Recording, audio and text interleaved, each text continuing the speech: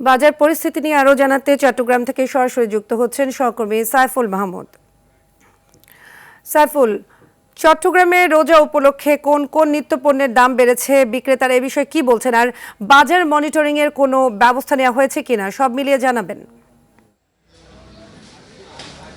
জি সাদি, আসলে যেমনটি বলেছেন, চট্টগ্রামের বাজারে কিন্তু সবসময় ঊর্ধ্বমুখী থাকে, আজও কিন্তু তার ব্যতিক্রম ঘটেনি।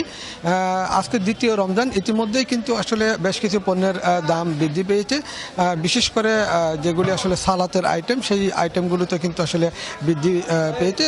ক্ষীরা বিক্রি হচ্ছে কিন্তু 130 টাকার মধ্যে, এবং লেবু বিক্রি হচ্ছে হালি 100 টাকা, এবং ডজন যদি বলি সেখানে বিক্রি হচ্ছে 300 টাকা, এবং কাঁচামরিচ বিক্রি হচ্ছে 140 টাকায়, গাজর বিক্রি হচ্ছে 80 টাকাতে, এবং সালাতের প্রতিটি আইটেমে কিন্তু আসলে দাম বৃদ্ধি। যারা এখানে বিক্রেতা রয়েছে তারা বললো আসলে তারা কিন্তু আসলে বিভিন্ন মানুষের কাছ থেকে কিনতে হয় বিদায় তারা বেশি দামে বিক্রি করতে হচ্ছে। আসলে এটা হচ্ছে যে তাদের একটা অজুহাত সবসময়, যেটা তারা দিয়ে থাকে, এবং এখানে যারা সাধারণ ক্রেতা রয়েছে তারা বললো আসলে কোনো না কোনো অজুহাতে তাদেরকে বাড়তি দামে বিক্রি করতে হবে, সেটাই তারা অজুহাত দিতেন।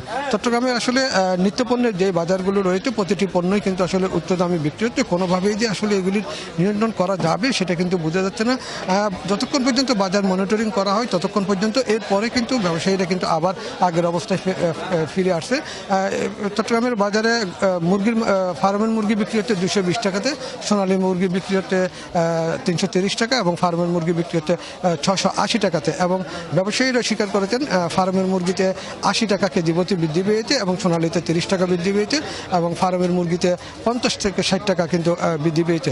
আসলে এবং একই সাথে সব ধরনের সামুদ্রিক এবং লবণাক্ত যে মাছ রয়েছে সেই মাছগুলোতে কিন্তু আসলে কেজি প্রতি 150 টাকা থেকে 200 টাকা বৃদ্ধি পেয়েছে। এসব আসলে কোনো কারণ ছিল না।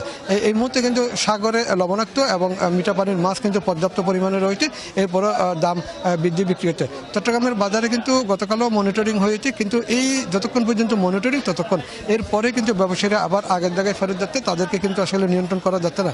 এবং একই সাথে বলি, যে ফলের মৌসুম রয়েছে ফলেও কিন্তু আসলে প্রচুর দামে বিক্রি হচ্ছে, তাদের কিনা কিন্তু 300 টাকা 320 টাকা আঙ্গুর, সাদা আঙ্গুর এই বিক্রি করতেছে আসলে 500 টাকা থেকে 550 টাকা। এই জন্য গতকালকে এক দোকানদারকে কিন্তু জরিমানা করা হয়েছিল। পরবর্তীতে তিনি দোষ স্বীকার করেছেন, এবং তিনি পরে বলেছেন তিনি 400 টাকা থেকে 350 টাকার মধ্যে বিক্রি করবেন।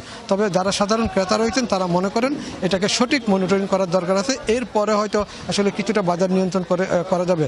তবে ব্যবসায়ীরা আরেকটা অভিযোগ করে বলেছেন, গত বছর এই রমজানে কিন্তু ক্ষীরা বিক্রি হয়েছিল আসলে 40 থেকে 50 টাকার মধ্যে, সেই ক্ষীরা এই বছর কিন্তু 100 টাকা বৃদ্ধি পেয়ে 130 থেকে 140 টাকা বিক্রি হতে, আসলে যেটা কোনোভাবেই মেনে নেওয়া যায় না বলে ব্যবসায়ীরা মনে করেন, ক্রেতারা মনে করেন।